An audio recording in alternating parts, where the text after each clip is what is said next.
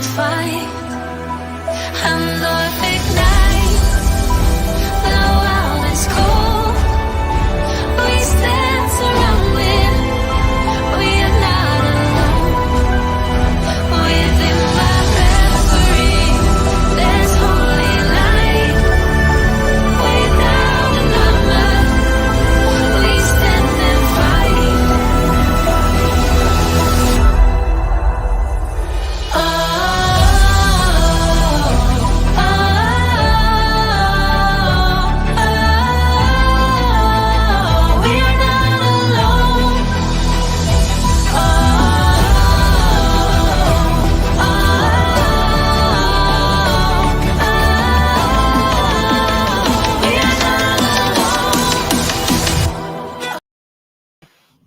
Welcome to the PPR channel. You are tuning in to Immortal Shadows, and I am your host, the paranormal pastor, Ezekiel Kincaid.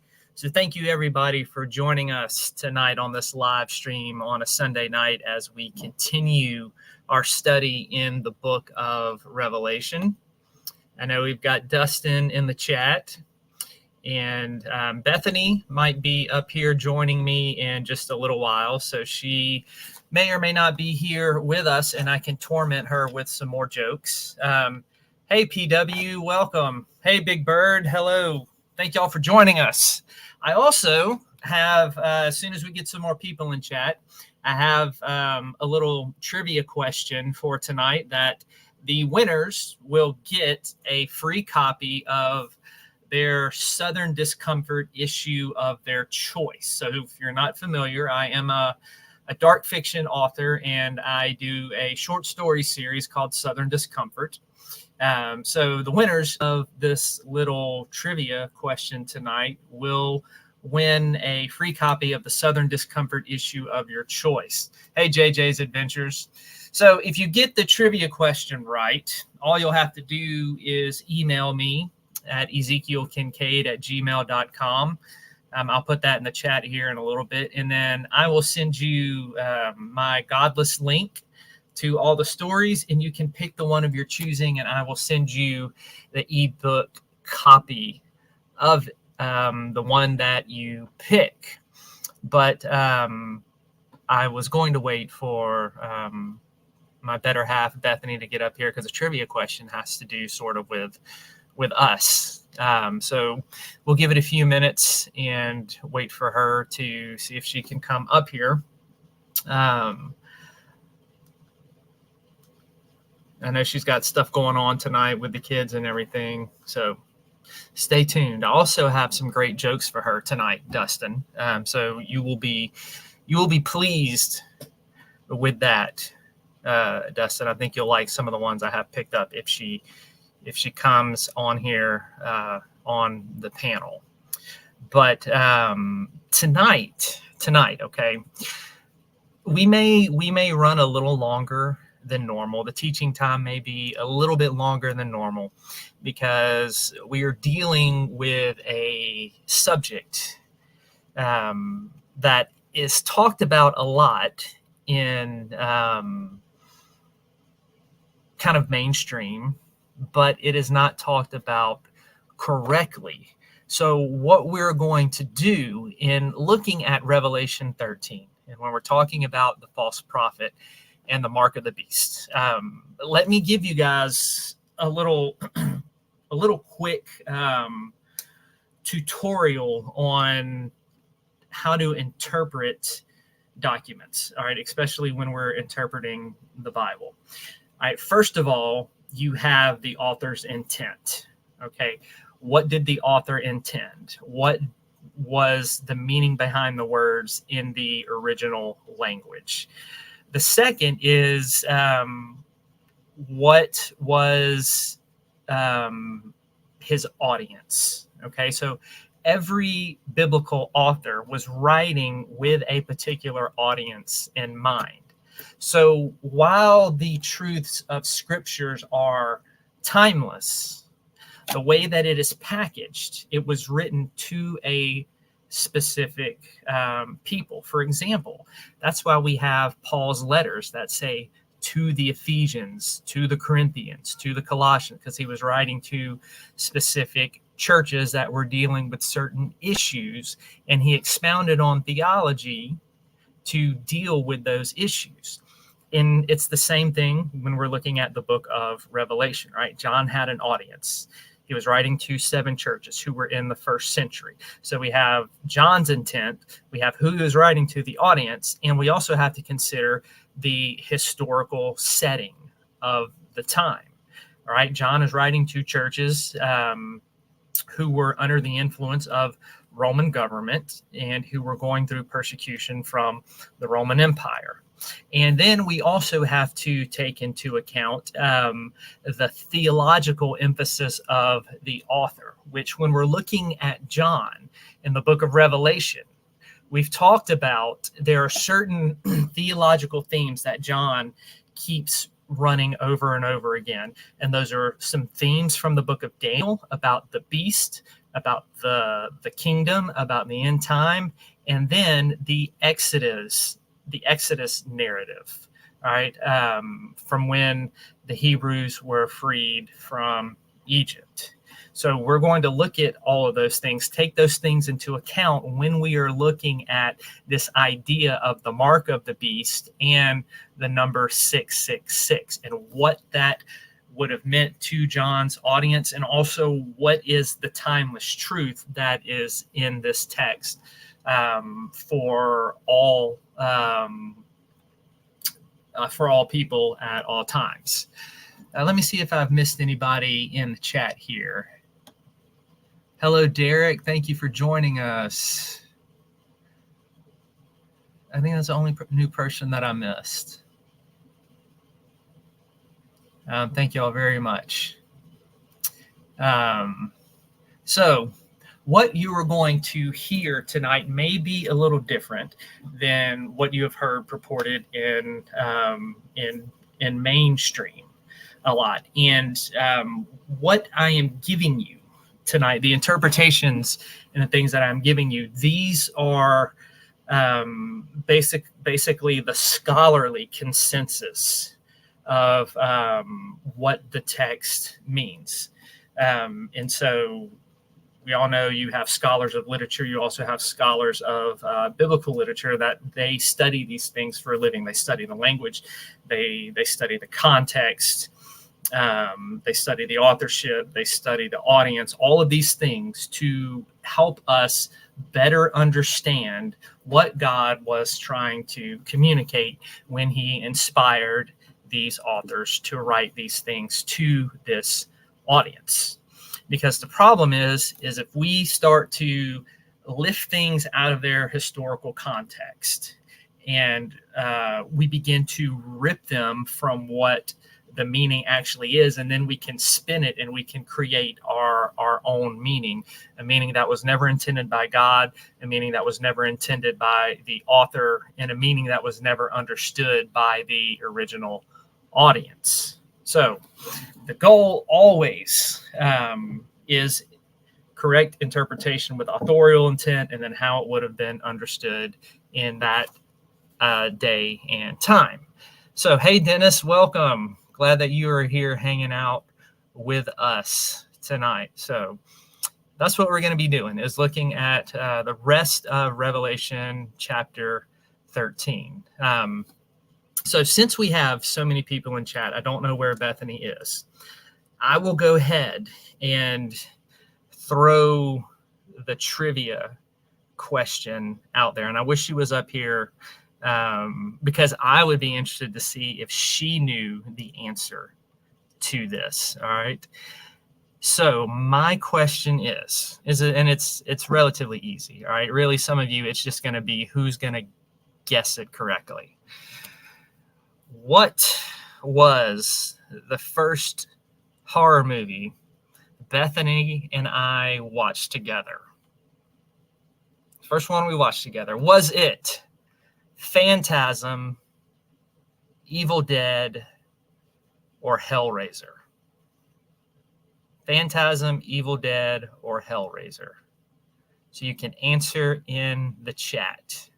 That's the trivia question. And winners get a free copy of Southern Discomfort issue of your choice. I'm going to put my email in there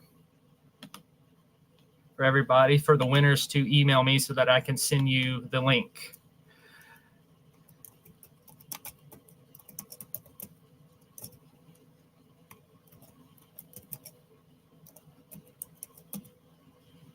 So the question is, what was the first horror movie Bethany and I watched together? Was it Hellraiser, Phantasm, or Evil Dead? See, we got some Hellraisers. We got some Evil Dead. Dustin, are you going to weigh in on this one? Phantasm, Evil Dead, or Hellraiser? Yeah, everybody can play. And if anybody is on Facebook and playing, I'll be able to, I can't see it in the comments. But if you are playing on Facebook, I will get to your comments and let you know if you won. So still time to vote. Everybody in chat. First horror movie Bethany and I watched together. Was it Phantasm, Evil Dead, or Hellraiser? Dustin. So we'll give it a few more minutes. Anybody else want to play? We have some Hellraiser answers and Evil Dead. Anybody else? Let's see who's answered here. Let's see, Dennis has answered. JJ's answered. Big Bird has answered. Derek has answered. PW has answered. Did everybody answer?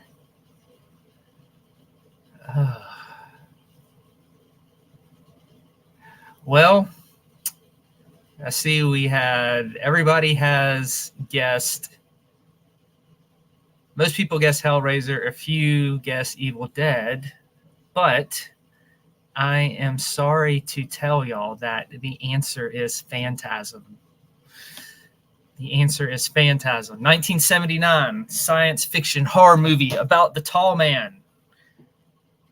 So if you haven't seen that one, it is a great one to check out. So nobody got it right. That's okay. Next show, we will do some more type of stuff to do some giveaways. So don't worry, there will be other opportunities. But still, Hellraiser is a great choice. Evil Dead, I made it a little tough because Evil Dead is definitely one of my favorite all-time horror movies. So is Hellraiser. But the nostalgia factor for me definitely goes to Phantasm. Okay. All right. I'll give y'all another chance. All right. So we watched Phantasm. Now, did we watch it? And those of you who really know me and you've watched the show before when I've talked about movies, did we watch it on VHS, DVD, or Blu-ray? Y'all can all still play because I want somebody to win. Did we watch it on VHS, DVD, or Blu-ray? Did we watch Phantasm on VHS, DVD, or Blu-ray? Second chance to redeem yourselves. And then we'll get into the teaching. JJ says VHS. Anybody else?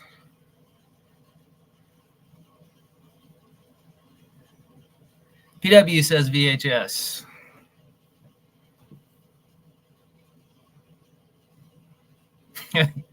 Dustin in a graveyard on VHS. Anybody else? VHS, DVD, or Blu-ray?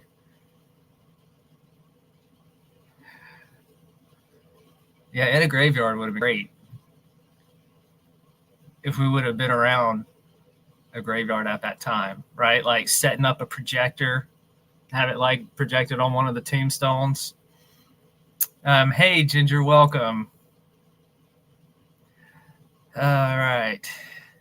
So Dennis says Blu-ray. Everybody done guessing? Okay. So those of you who guessed VHS are correct. We watched it on VHS because that is the way I like to watch all of the classics, because I have like a ton of the 80s and 70s classic horror movies on VHS, and that is the way that I like to watch them. So if you guessed VHS, send me an email at ezekielkincaid@gmail.com, and I will send you the link to Southern Discomfort Issues, and you can pick the one that you want, and I will send you the free ebook copy of that. So thank y'all for playing. And I wanted to do a second round because I wanted to give away stuff tonight. I didn't want anybody to leave empty-handed.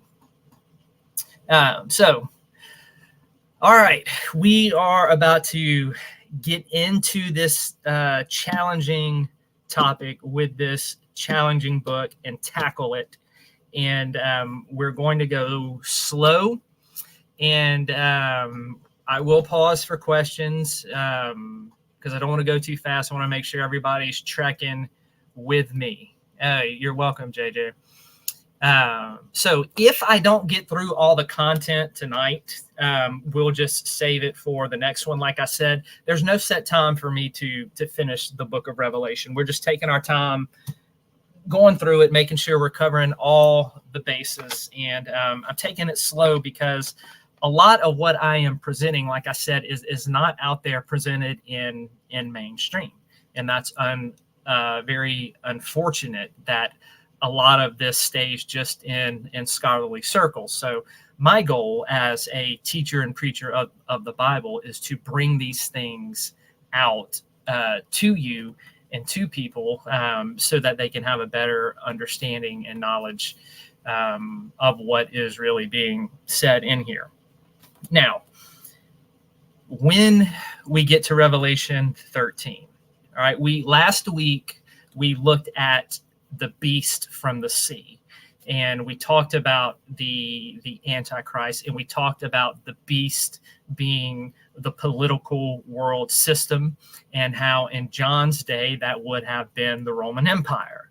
But the overarching theme in the way that the language is presented is that the beast and the Antichrist can be any type of political system that is inspired by the dragon, which is Satan, to rise up and to do great evil and harm, especially when it comes to persecution of the people of God. Now, John presents this first beast, and then he's going to move to a second beast. I'm going to read to you a section out of the book of Daniel so you can see where John is drawing his imagery from. This is from Daniel chapter 8. And Daniel says, "Then I lifted my eyes and looked, and behold, a ram which had two horns was standing in front of the canal. Now the two horns were long, but one was longer than the other, with the longer one coming up last." So John is going to draw off of this imagery in Daniel, just like with the last beast. He drew off of, with the Antichrist, he drew off of imagery from a beast from Daniel. We're going to see that he does the same thing with this second beast in Revelation 13. So check this out. Starting in verse 11. "Then I saw another beast coming up out of the earth, and he had two horns like a lamb, and he spoke as a dragon. He exercises all the authority of the first beast in his presence, and he makes the earth and those who dwell in it to worship the first beast, whose fatal wound was healed. He performs signs so that he even makes fire come down out of heaven to the earth in the presence of men, and he deceives those who dwell on the earth because of the signs which was given him to perform in the presence of the beast, telling those who dwell on the earth to make an image to the beast who had the wound of the sword and had come to life. So we're going to stop right there before we go on further, and I'm going to talk about this particular section before we actually get into the mark of the beast. So this image here of this lamb that we just read comes from Daniel, and it is generally accepted by scholars that this lamb, this beast coming up here, that it is a parody of the messianic lamb. So if you remember earlier in Revelation, John has a vision of a lamb with 7 horns, standing as though it had been slain in chapter 5. And so this too is another lamb with horns. But if you notice, the lamb, the true lamb, Jesus in Revelation 5 has 7 horns. And this one is a parody, and it only has 2 horns. So why 2 horns? All right, remember, every type of number in the book of Revelation is symbolic, right? The 7 with the lamb was symbolic of complete power. We looked at the beast with its 7 head. It was symbolic of complete world domination and power. So here, this idea of 2, if you go back and look at the connecting chapters, this idea of the 2 horns, it's meant to mimic the 2 witnesses, the 2 lampstands, and the 2 olive trees that we had talked about earlier. So again, it is a parody of the real thing. But the 2 horns also reflect that evil ruler that we just read about, that ram in Daniel chapter 8. So just as this first beast that we looked at was described with the same type of attributes, the second beast having 2 horns as a lamb, and the ram with 2 horns, it's drawing off of the same imagery of Daniel. And this beast, the first beast, right, it spoke with authority from the devil, and speaking of a dragon. And the second beast, as we just read, he's going to make people bow down to this image of the first beast. So they're interconnected here. The second beast is meant to support what the first beast is doing. So that first beast we talked about, that is being inspired by Satan, the Antichrist, the Roman government, any type of world government that rises up and does evil. But this beast that we saw, which is called the false prophet later, it has a religious type of role in what it does. So, and it's called the false prophet, right? Because whereas a true prophet was meant to lead people to worship the one true God, this prophet leads them to worship the state. It leads them to worship the Roman government. And so this type of beast can take many forms throughout the ages, and can be equated with the state. It can be equated with any type of false religious worship. Now, Jesus and other New Testament writers warn that this type of false prophet and false prophecies and leading people astray doesn't necessarily come from outside the church, that they can be birthed from within the church. We saw that in the 7 letters earlier too, that John talked about these people that were coming into the church and teaching destructive heresies.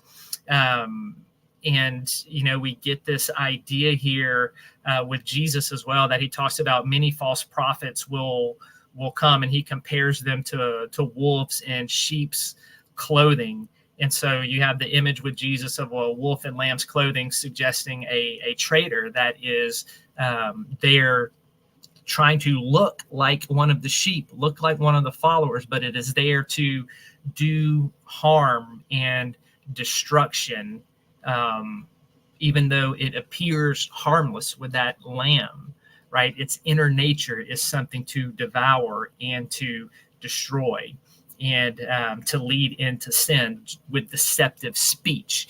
Just like the serpent led Adam and Eve in the garden into sin with his deceptive speech, so the false prophet is meant to have deceptive speech to lead people astray from true worship of God. So the background in this imagery and everything is sort of suggesting that there's some deception that is coming within the Christian community itself. So whereas this first beast, the state where it comes out and it is speaking loudly and defiantly against God, the second beast comes along and it starts to make what the first beast is saying sound plausible and true. So it starts to spin doctor and twist and make things more palatable, in order to deceive. And in John's day, and what we saw in the seven churches, is a lot of this was happening in order to get the people to start bowing down to the imperial worship that was going on. Now, remember, this is a huge background in the book of Revelation, and this is going to come into play. And what we're going to look at later is that emperor worship, and each city had an emperor. They had these different types of cultic worship for economic things in the trade guilds that had to be done, and that if you didn't bow down and worship these gods, or if you didn't bow down and worship the image of Caesar, then you were going to pay for it economically. So keep all that in your mind as we are going through these things and talking about it. And so John is saying that this type of false prophet is going to infiltrate into the people of God and try to get them to compromise their faith in some sort of way, to get them to turn their worship away from the true God and to the imperial cult of the Romans. And the overarching theme of that, and what it is teaching for all ages, is that anything that comes into the people of God and is trying to entice their worship away from loyalty to Christ and who he is and his teaching, that is considered something that is a false prophet, because it is idolatrous. It is stealing worship away from God and Christ that is meant for them, that his people are meant to give him, and it is seeking to take that worship and affection elsewhere and put it on something else. And John is warning his readers of this, just like he warned them when in those opening letters to the seven churches. Here he's giving just a more robust vision of what is going on, that this emperor worship, this imperial cult, right? This is being inspired. This is a false prophet in order to lead the people astray. So the second beast is aligned with the first beast, and it exercises all the authority of the first beast, is what it says there in the scripture. Now, let's look at verse 13 for a minute. It says here that this beast performs great signs, so that he even makes fire come down out of heaven to the earth in the presence of all men. Now, if you remember, that was something that earlier that the two supernatural witnesses did. So this second beast is also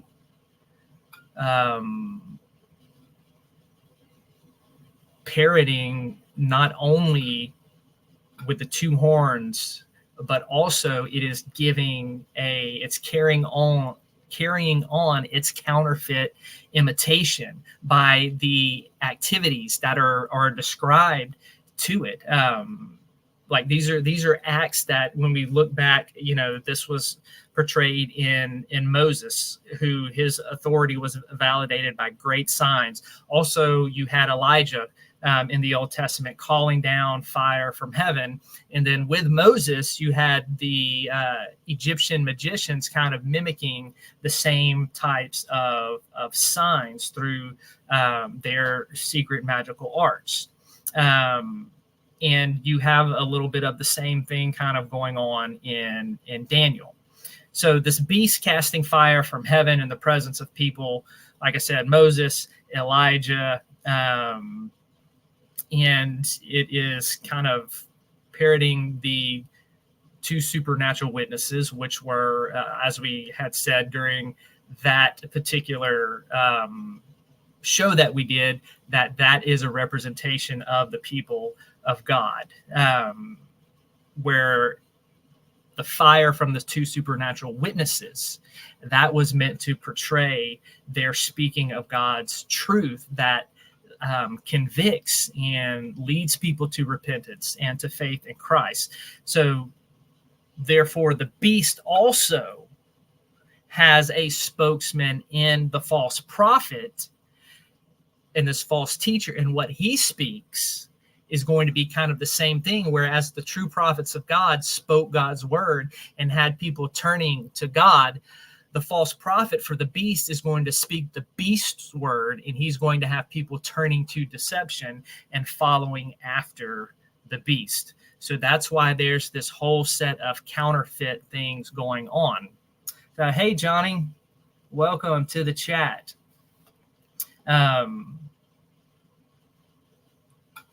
So before,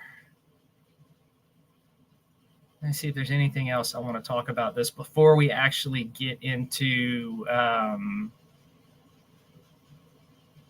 talking about what the actual mark of the beast is and 666.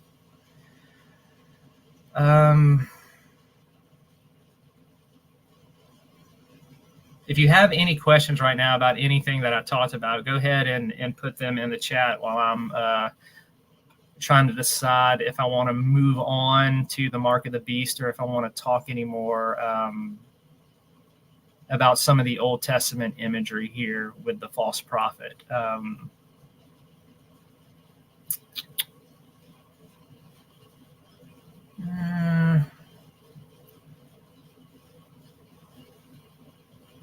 I don't think we need to go in any more about that.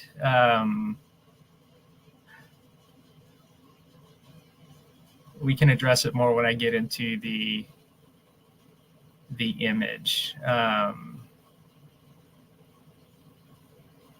So sufficient to know about the beast is that he is going, about the second beast, is he is going to lead people astray to worship this first beast. Now, remember, okay, Roman culture was different. Roman government was different, right? You had the imperial cult, all right? The Romans could force people religiously to worship the imperial cults, and if they didn't, there would be consequences, mainly economic consequences. It's different than what we're used to today, right? We're not used to somebody telling us, hey, you have to practice this certain religion or you're not going to be able to buy and sell things. You have to practice this certain religion or you're going to take financial hits. All right. And in America, we have freedom of religion to be able to practice the religion that we want without any type of real harsh persecution or without the government getting involved. Now, do those lines get blurred at times? Yes, they do. And it always frightens me when I start to see that separation of church and state, those lines starting to get blurred, right? Because we have such a great freedom in this country where we don't have a government that mandates a specific religion. it wasn't that way with the Romans. Like the emperor worship and all of these imperial cults, it was mandated. And so in John's day, and what he's talking about, this false prophet is was leading the people astray to worship the imperial cult because they were starting to suffer financially. And I thought, well, if we can just compromise a little bit, then I can get paid better. I won't have this penalty here or there. And so the Christians and certain false prophets were leading them astray to actually participate in this type of emperor worship. And this whole idea of the mark and the image of the beast, right? We've got to take all of this in the context of John's audience in the Roman Empire and what it would have meant. First of all, John is drawing from the book of Daniel. And if you aren't familiar with the book of Daniel and the story of Shadrach, Meshach, and Abednego, when they were forced to try to bow down to the image of Nebuchadnezzar, and they didn't, and they were thrown into the fire. John is using this same type of idea, this image of the beast, right? There were statues set up for the Caesars all throughout the Roman Empire. There were also statues to other gods that the people would have to bow down to and worship. So in the context here of Revelation, the image of the beast here, right? It's not some huge computer program. It's not some chip that goes into your hand or to your forehead. It's not AI or anything like that. The image was the statues, was the idols that the people were being forced to try to bow down to. And the false prophet was convincing certain Christians that it was okay. And the idea here that, the false prophet is convincing, right? He's leading the whole Roman Empire, right? They bow down to the image of the beast. They're all worshiping the emperor, the ruler, and the other gods. And the Christians were not supposed to do that. And the idea here, let me just go ahead and read it when we talk about this mark.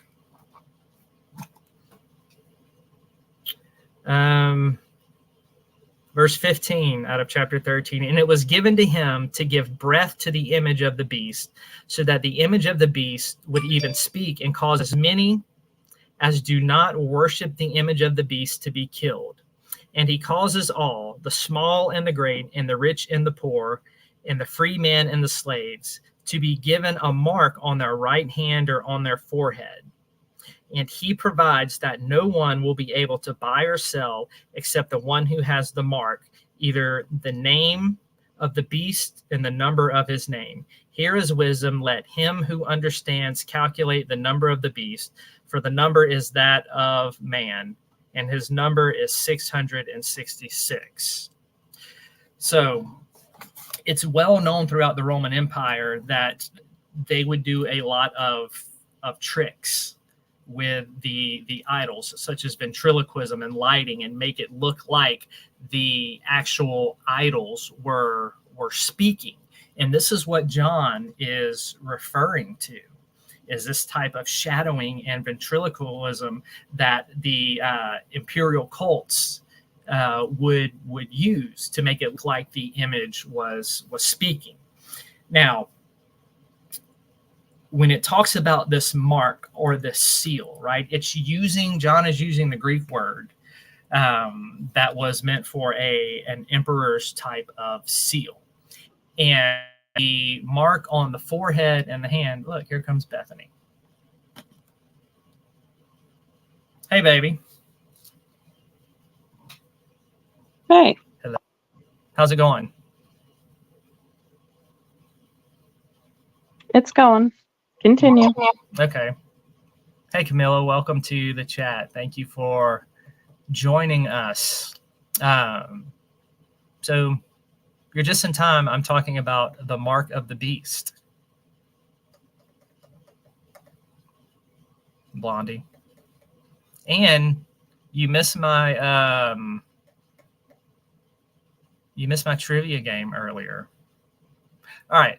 Well, before we get into the mark of the beast, we'll take a little break. No, we won't. No, just go back into the. I want to hear about the mark of the beast. No. I've been throwing a lot at everybody, so we're going to take a little breather real quick. Let's not. Yes. So I did a little trivia question, and I asked the people to guess what was the first horror movie we watched together in person. And I gave them the choice between Phantasm, Hellraiser, and Evil Dead. Now, which one was it? Well, what was the polls? I'm asking you if you know. The choice was Phantasm, Evil Dead, or Hellraiser. I know. I already know what it is. I already know what. Oh, they already guessed and got it wrong. I'm just seeing if you know. Oh, she dropped off. Maybe she didn't really know, and she got nervous, and that's why she dropped off.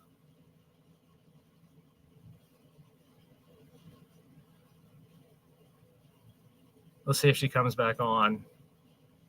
See if she knows. Let's see if she knows the answer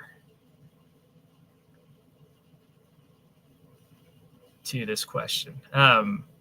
Before she does, or everybody in chat, are y'all tracking with me in what I'm talking about? Is any of this getting confusing? Do I need to go back and explain something? If I do, just let me know in chat if something is not making sense. I can go back and address it. Let's see if she gets back on. There she comes. Sorry, I think a plane flew over. I think you just got Mark of the Beast. Go ahead. No, you got nervous because you didn't know the answer. Phantasm. Good job. She does know. So nobody got it right, so I gave them the option to guess what format we watched it on, VHS, DVD, or Blu-ray. And a lot of them got that right. It was VHS. And what was it? VHS. Yes, and I remember because there was a book that he was reading that we paused to look it up. Do you remember that? Yep. No, you don't. You're lying. You're making it up. You don't remember. I do remember. Liar. I remember. No, you don't. I remember watching Phantasm. I remember. Sure you do. On VHS. Yep. Mm-hmm. So, all right. Such a throwback. There's something to me about summer nights and horror movies on VHS. All right. Mark of the Beast. Mark of the Beast. So what we were talking about in Revelation 13. When we've mentioned this in Revelation chapter 7. And we'll see it again in Revelation chapter 14. This mark is something spiritual. It is not physical. Just how do you know? What? I'm going to explain. How do you know? Because I'm going to explain. All right. So in Revelation 7, we saw the sealed of God with his name on their forehead. Now, this idea in that culture of having something on the name of the forehead gives the idea of ownership. Now, we get this contrast again when we get to Revelation 13 and 14, right? We have those who worship the beast who have his mark on their right hand or forehead, and then that is contrasted in chapter 14 again with the people of God who have the seal of God on their forehead. So just like with everything else in Revelation, these visions are meant to depict spiritual realities. So these marks are not literal marks. So this mark of the beast is meant to contrast with the people of God. So you have the true mark of God who do not compromise, who do not follow after the teachings of the false prophet to go after the emperor worship. And then you have those who do fall in line with the emperor worship that have the mark of the beast on the forehead and the hand. These are spiritual marks, spiritual indicators that are separating the two. And so this idea that I talked about of the image, right, was the statues of the Caesars and of the other gods that the Christians were being tempted to bow down to. But this idea of the mark and taking it, right? Again, the people, the Christian in John's day, they could not buy or sell hardly if they did not participate in all of the imperial and pagan cult rituals. They took a huge hit financially. And this is what John is getting after, saying that those who did not have the mark could not buy or sell. So these are spiritual things. So when you hear all of this talk today about, there's going to be a literal mark or a microchip implanted, and that microchip is going to be the mark of the beast, right? That's not what this text is saying. That's not how John's audience understood it. This is a spiritual mark, a spiritual indicator, right? The sealed of God, that God has sealed his people, are going to stay faithful to him. Those who are not sealed of God are sealed with the mark of the beast, and they are going to follow after the state. And they are going to persecute the people of God. Now, all of this is taking place in the Roman Empire in the context of persecution. So this is what is going on.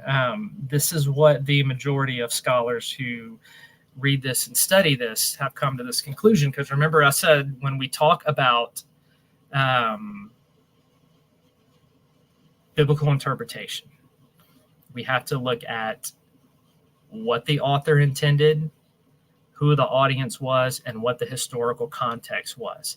And so when we consider John, his audience, in the historical context, and also the theme of visions in Revelation and how everything is metaphorical, what we're seeing here is that the image of the beast, or the statues, this mark is a spiritual mark, not a physical one. Why? Because it stands in contrast to something that is clearly a spiritual mark when we look at those who have been sealed by God on their foreheads, right? They're not going to be walking around with a literal seal or mark on their forehead saying, I'm sealed of God. The imagery and the metaphor of forehead and hand is that of ownership. A lot of this language is metaphorical, meant to bring about and talk about spiritual realities.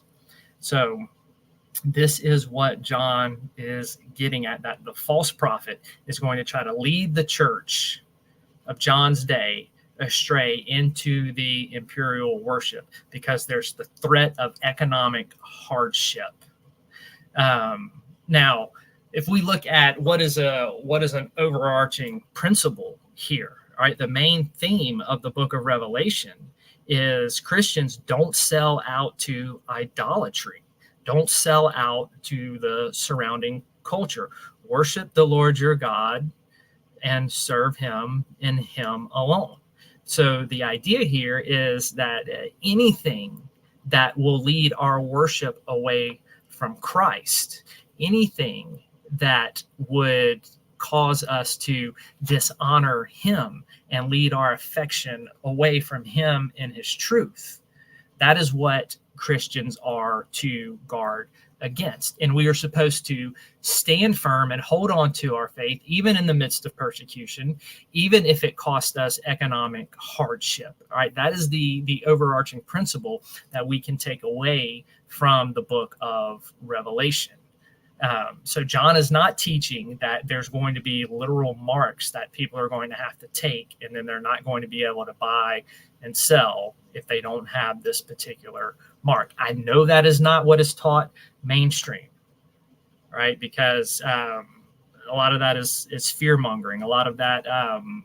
So I'll go on a little rabbit trail here. So this whole idea that the book of Revelation is solely futuristic. Everything is going to happen in the future. And the idea that everything is ultra literal. And this idea of a secret rapture of the church that happens, then a 7-year tribulation period, then a rise of a literal antichrist who's going to make a covenant with Israel and all of that.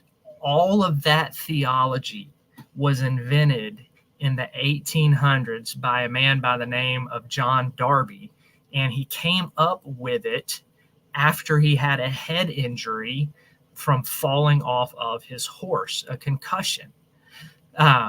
It's history. You can look it up. I will even, I'm not at my house right now, but I can get the book that has the history in it, and I can show you the book and where this is at and talked about. It is historically accurate.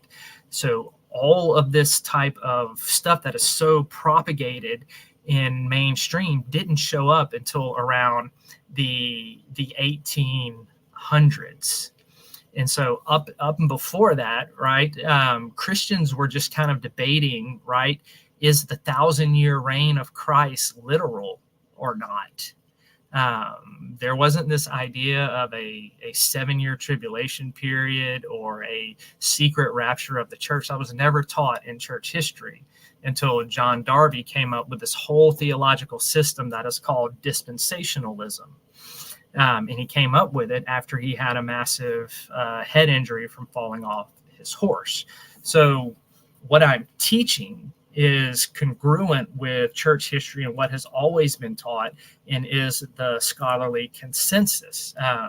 This dispensational theology has just been made big because it sounds like a science fiction novel, and that stuff sounds good and it preaches good, and you're able to make some killer movies and write some great fiction books off of that, like the whole Left Behind series. So it does great with fear mongering and selling books and having this big outlandish thing, and then people can come up with this huge type of I'm sure you've all seen it. They'll come up with this timetable and say, this is when all the trumpets are going to happen, and then after the trumpets, then this, the Antichrist is going to do this and this and this. Like, they have this whole end time timetable lined out. All of that was started and propagated with John Darby in the 1800s. Up until that point in church history, there was no teaching of this secret rapture of the church or anything like that.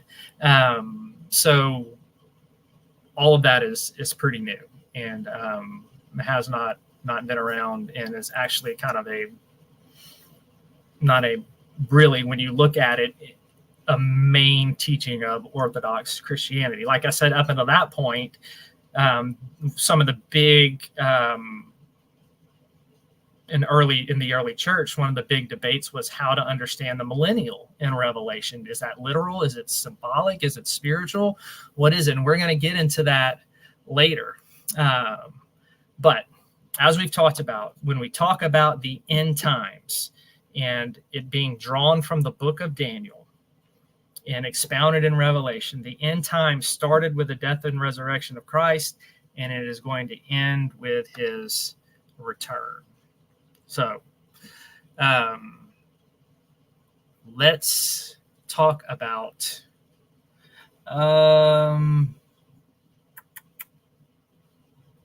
I'm trying to think if we should get into 666 or not, because we've already been going for about an hour. And I don't want to rush through it. We can start on the number of the beast, but we won't finish it tonight. I'll talk about it just for a few minutes and kind of give you a little precursor. But before I do that, anybody, am I not making myself clear about the mark of the beast? Like, do y'all understand what I'm saying? I'm not saying you have to agree with it. I'm just asking if you understand what I'm trying to convey. Am I making sense, Bethany? Yeah, I think so.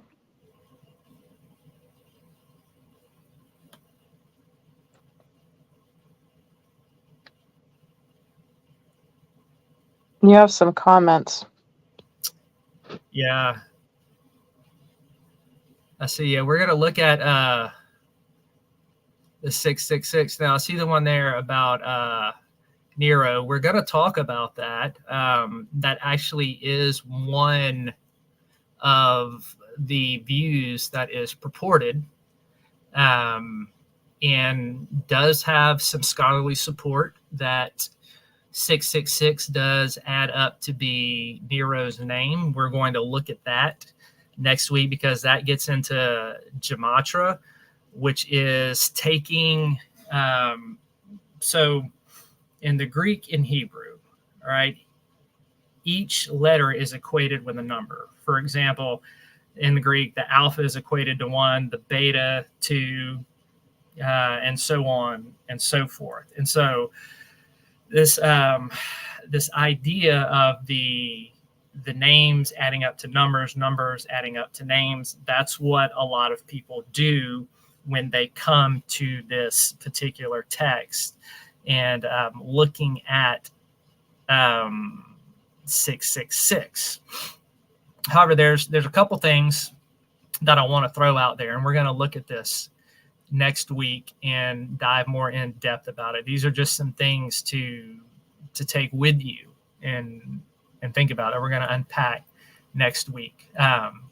Nero's name only adds up to 666 if you do it a certain way, as Kaiser Nero, Caesar Nero. But Nero also went by other titles as well. So which one is the correct one to use? 666 also adds up to other Roman emperors' titles, depending on which title you use. 666 also adds up to all of Domitian's titles that he used together. If you add all of Domitian's titles up together, it equals 666. So there's that to consider as well. The other thing to consider is when we're looking at numerology and numbers in the book of Revelation, none of them are ever meant to be taken literally. They're all symbolic and representative of something. For example, right, the 2 supernatural witnesses, the 7 horns, the 10 heads, the 2 horns, the 144,000. All of the numbers are always symbolic. The 3.5 years. So if John is using the numbers in a literal way, it would be radically different and inconsistent with how he has been using numbers throughout the entire book. The other thing to consider about what 666 means is 6 is a number of incompleteness. 7 is a number of completeness. 777 is meant to represent the Trinity, Father, Son, and Holy Spirit. 666 is a mockery of that and incompleteness, talking about the dragon, the beast, and the false prophet. That's one way others have understood it. When you look too at 666, you look at the 6 seals the sixth trumpet, and the six bowls. When you look at each of those, when you look at the sixth seal, when you look at the sixth trumpet, when you look at the sixth bowl, all of those particular ones are all talking about judgment upon the world system. So there's that to consider as well. The other thing is that every time, all right, if John wanted these numbers to add up to something in Greek or in Hebrew, why didn't he say that why didn't he say calculate the number in Greek or calculate the number in Hebrew? Other places, when he wants his readers to understand that something has a Greek or Hebrew origin or inclination, he says in Greek it means this, or in Hebrew it means this. The other thing to consider when John says that it is the mark of, so a lot of translations say it is the number of a man. Scholars have been consistent across the board that this is not a good translation, that it's a generic term when he is talking about man, because the way that it's used in the Greek in that verse is similar in the exact same way that John uses it later on in the book of Revelation to refer to humanity in general. So 666 is not the number of a man, but a number of humanity. So these are all things. It's a lot to unpack, but these are all things that we are going to address next week when we look at what is the number of the beast and what does 666 actually mean in this context of what John is talking about with emperor worship, idol worship, and Christians being led astray into that type of idolatrous worship. So that is, we're gonna stop there, and we will continue with looking at the number of the beast next week when I have more time to unpack it. But basically what we talked about tonight, okay, let me recap and sum it up. The false prophet was meant to support the first beast. The first beast in John's day and age was the Roman Empire. The false prophet, the second beast, was the religious worship of the state that Christians were being tempted to succumb to so that they could buy and sell, because not worshiping the imperial cult was costing them financially. And so the false prophets were being risen up in the church in order to kind of lead the Christians to say, oh, it's okay, you know, if you want to compromise here and there, you're doing it for financial reasons to provide for your family and this and that. And so it was leading the people into bowing down to the images and to the worship. Now, we talked about the images in John's day would have been the actual idols of Caesar, and especially there was a whole thing that went on during the time of this writing with Ephesus and an idol there in persecution when people who were not being forced to bow down, Christians were being persecuted for not bowing down to this particular idol in Ephesus. And we talked about, it's well documented in Roman history how the imperial cults would use different type of lighting and ventriloquist acts to make it look like these images were speaking and doing these miraculous signs. And that's what we're getting at when it talks about the image speaking.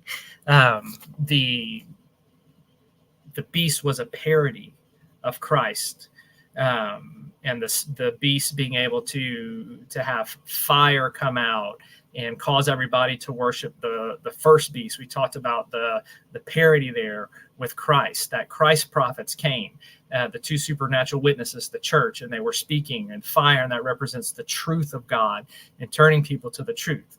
Well, just as God has his witnesses, the state, the Roman Empire, the beast had his witness in the false prophet, and the false prophet speaking fire represented his deception in leading people astray to worship the state. And we talked about the mark too being a spiritual mark, as contrasted to the spiritual seal of God on the foreheads of believers. All of this is metaphorical and spiritual. So that is basically a recap of what we talked about tonight, and then we're going to get into 666 and the different interpretations of that and how they've come about, and how we actually need to understand what John is getting at when he mentions that. So that's it. That's it. We'll stop there.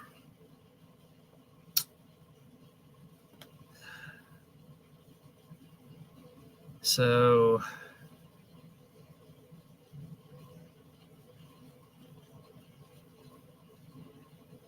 any other questions for those of you still with us? Again, I know this is a lot, and this is something a little different, and maybe you have not heard before, and that is quite all right.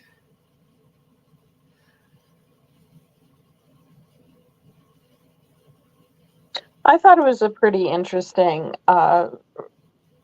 telling, and I do want to say that even I, with my beliefs, it's a bit different. It's nice and refreshing and enlightening to hear different versions of theology. And Yeah. this is a very respectful place, and it's respectful to everybody and what they believe and what they don't believe. This is just informative. Take with it as you will. Yep. Yeah, JJ, it is a lot. It definitely is a lot, and revelation is hard work. It really is, when you got to get behind the symbolism and the cultural context and stuff, and that's why this book is so subject to misinterpretation, is because it does take a lot of hard work and sorting through the imagery and looking at the Old Testament connections, and then studying the history of the day, and then getting into the Greek language and how John uses it. So it definitely is a lot. I'm not saying that it isn't, and I know that it is challenging, and it is challenging to kind of keep up with it, especially when your mind is used to hearing only one way to look at something, and then somebody else comes in and gives you a whole different type of perspective with how to see it. But that's why I wanted to do this series on the book of Revelation, because it's just one of those books that is so easily misused and abused in the culture, and because it's so difficult, y'all, people really don't mess with it. You don't hear it talked about a lot, other than what I said, from a dispensational point of view, where they just kind of take it at face value and interpret everything pretty literally. And I don't think that is the best way to look at it, as I have stated. So just giving people some other things to think about when they come and approach this particular book, because I know the book a lot of times is used to fearmonger and talk about all of these horrible things that are coming in the future. But as we've looked at already, like these bowl judgments we'll get into, but the seals and the trumpets, like all of these are recapitulating, they're circling, they're happening now. We are in the last days now, and we've been in it. We are in the tribulation period now. We've been in it since the death and resurrection of Christ. So definitely is a lot to take in. That's why I've been trying to go pretty slow. That's why we're still only in chapter 13. I mean, granted, I took about a 2.5-3 month break when I was moving, but we're working slow through it, because I know I'm presenting stuff that's not usually talked about. But thank you everybody for listening and tuning in and being patient and trying to learn and understand. I definitely appreciate everybody who tunes in and supports everybody in chat, everybody in Facebook. Also, all my stalkers and haters that tune in as well. The people who like to watch because they want to find something to get offended about. Thankful for you too, because all of you help our numbers, and we're greatly appreciative of that. So I can't not only thank all of our good people in chat and all of that, I also have to thank my haters and stalkers that help out with the numbers too. Yeah, all I have to say is, 2 words: restraining order. It might get to that point. Yeah, the one, it's very, very, very close. Yep. One more incident. Getting there. Mm-hmm. And yeah, I'm with him. For any and even the haters in chat, thanks for the numbers. We love you, baby. Yep. Oh, Dustin, I did promise you some dad jokes when I got Bethany up here. No. Yeah, I don't like to end things. I don't like to end things on a serious note. We weren't. The dad jokes are not necessary. Oh, they're totally necessary. Totally. No, they're not. Okay. All right, Bethany. Here we go. No. Why do bees, a bee that buzzes, not the letter B? Yes. Why do bees have sticky hair? Why? Because they use a honeycomb.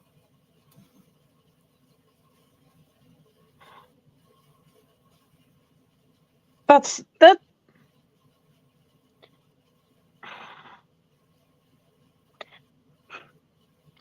obnoxiously cute. Okay, it just. She laughed, Dustin. She liked it. No, it's cute because all of a sudden I'm just thinking of a cute little bee and, brushing its. Please don't ruin this. You guys are going to ruin this. But I'm thinking of a cute little animated bee buzzing and brushing its hair, and it's cute and adorable. It has sticky hair because it uses a honeycomb.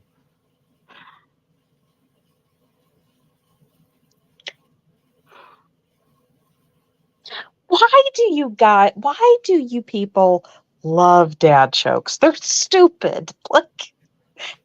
And I've seen people crack up over these. I don't get it. It's more funny how annoyed you get with it. I had another one for you. What? What do you call an angry musician flipping someone off? What? A songbird.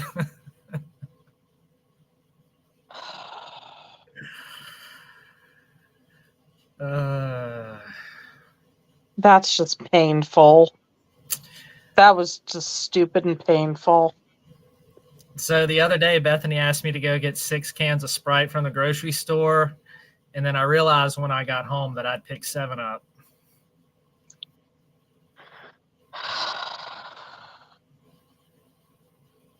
That's a real knee slapper there. Yeah, face palm. That's just it. Yes, that's the only. Yes, JJ, just the face palm. That's the only. Yeah.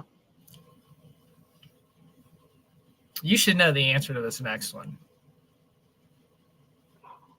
What is the most detail-oriented ocean? What? The Pacific. So stupid. Okay, that wasn't even funny. Do you want me to find some more? No, Are you good with I'm that? good. We hit the quota.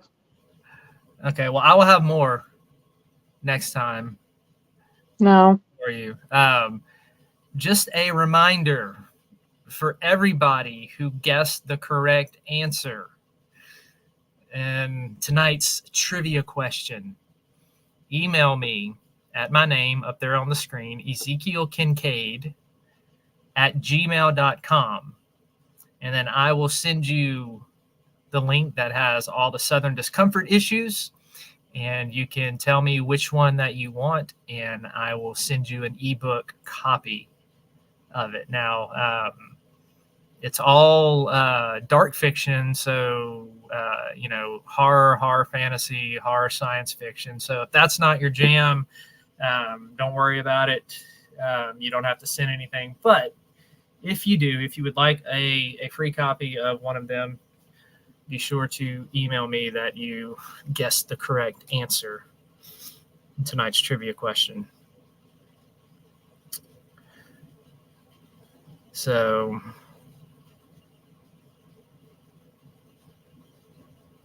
I think that's it. I think we are done for tonight. Hey, Pink, welcome. We will continue. Now, I am trying to get some stuff together for the Southern Discomfort show. Would y'all be interested? Because I've got two things going on, and you can let me know which one you want me to do first. Would you rather first hear, I was going to do something on the satanic panic of the 70s and 80s, or I was going to do a show on the cult that inspired my story, Cult of the Mother God. So which would you want to hear? And here's the story. That's the cover, Cult of the Mother God. That's the latest Southern Discomfort issue. It's inspired by a true cult. Which would y'all be interested in hearing first? Talk about satanic panic or the true story behind Cult of the Mother God? I'm going to do both of them. I'm just trying to decide which one I'm going to do first and spend this week on getting together. So if anybody has any suggestions of which one they would want to hear about first, then go ahead and put it in the chat. If I may, Yes, Blondie. say so far, they said to flip the coin. That's what I think you could do flip the coin. I kind of think, what should we do? Satanic panic or cult?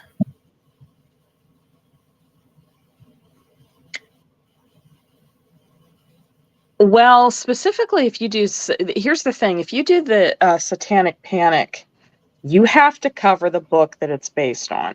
Mm-hmm. Especially because I'm fascinated and I want to hear from your perspective as a pastor, as somebody who has extensive knowledge. You've gone to seminary school. You have how many degrees?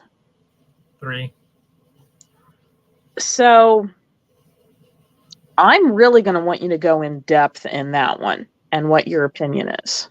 Okay. So I say whichever one you have more time for or energy for. I don't know. See you, PW. Thank you. Bye, darling. Bye, PW. I don't know. We'll see. I mean, the Cult of the Mother God, like, Oh gosh, that was good. I almost know that one by heart. That one would be the easiest one to do first. Then do that one. Kind of as a build-up as to how this happened. I know I had talked with some friends of mine who actually, because I do have friends who are into the occult and whatnot, and they were stunned about a lot of the panic. Some of the things they did not remember. Yeah. And they couldn't believe. I mean, like, this was on par with the Salem witch trials. I mean, like, they actually had police officers tasked with this. So yeah, it's going to be a really in-depth one. So yeah, maybe do Call of the Mother God first. Okay. Yeah, JJ saying do that one first. So we'll do that. Next show, we will be talking about the cult behind my story, Cult of the Mother God. If you want to read that story before the show, you can get it on Godless. I'll put the link in there for 99 cents. And it's these stories, they're short stories, but by short stories, I mean a lot of these are, over 10,000 words. So you're getting your money's worth. It's not like a little 2,000 word story. So this is the link for Cult of the Mother God, based on what I'll be talking about next show. So that settles it. We'll do the true story behind Cult of the Mother God. Well, before we go, Bethany, do you have anything else you'd like to leave us with? No. Sweet dreams, everybody. All right. Everybody stick around. We always like to play the inspirational video that Dustin has made for us. So be looking out for Southern Discomfort. I'm going to try to have everything ready for Cult of the Mother God for Thursday night. Is when I'll be back doing the Southern Discomfort show. So thank you all for joining us tonight. Thank you for the support, and we will see y'all then. Is this what giving up feels like? I don't know, I don't know. Tell me, have I lost my mind? Nowhere to go, so far from home. Is this what giving up feels like? I don't know, I don't know. Tell me, have I lost my mind? So I break these walls and hold my head up high, and I swear my God until the day I die. As the rain falls down, there's no more tears to cry, tears to cry. So I break these walls and hold my head up high. No, I'm not giving in. No, I'm not giving